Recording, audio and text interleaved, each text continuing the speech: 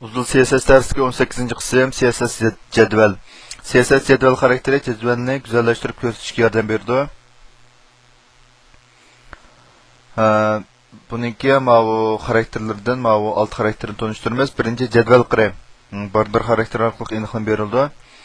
Masalan, misol qaraydigan bo'lsak, jadval qirniki bu ko'k rangli holatga jadval qir kelganini ko'radaymiz.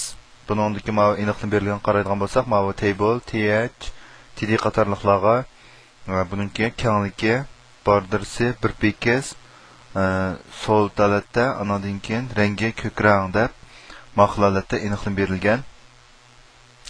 Anadan keyin taqsizliqlar border collapse xarakteri orqali aniqlanib berishga bo'ldi. Border collapse xarakterini ishlatganda bu hujjat tipi doctype'ni cho'qim belgilash kerak. Bo'lmasa xatolik kelib chiqadi. Misol qaraydigan bo'lsak, hamma ikkisida azroq farq borligini, ya'ni meniki taq holatdagi hamda qo'sh holatdagi bunda siziq bo'lsa, mana unda taq holatdagi bunda siziq chiqqanligini ko'ramiz.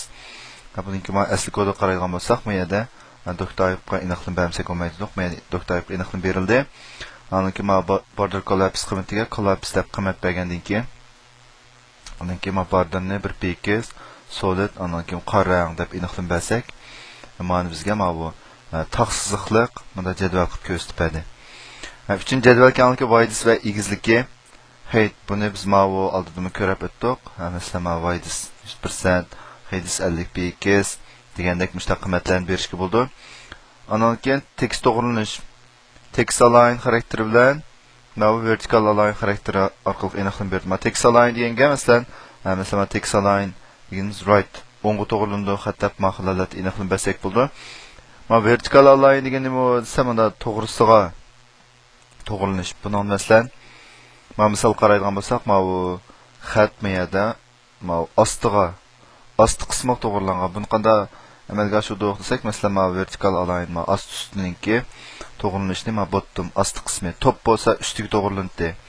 Ammo egizlikni 50 px deb bilib, jadvalniki osti qismi to'g'rilandi degan bo'g'ashqa, buniki egizlik 50 px osti qismi to'g'rilandi.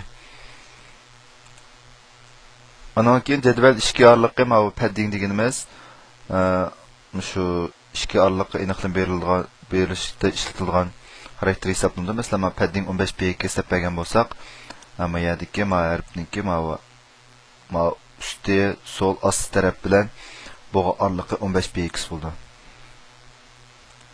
6-chi jadval rangi. Buni oldindan ko'rib o'tdik. Color orqali aniqlanib berilamiz. Masalan, manada bu yerda ikki xil rang bor. Birisi jadvalning rangi, birisi jadval ichiniki tag rangi, masalan, yeshil rang. Buniki asli kodga qaraydigan bo'lsak, masalan, bu yerda border degani bu qirning rangi yeshil rangda. Aniki background color degani bu tag rangi yeshil rangda. Ya'ni th ninki tag rangi yeshil rangda, xat oq rangda deb berilgachkan bu yerda mahsulot chiqqan.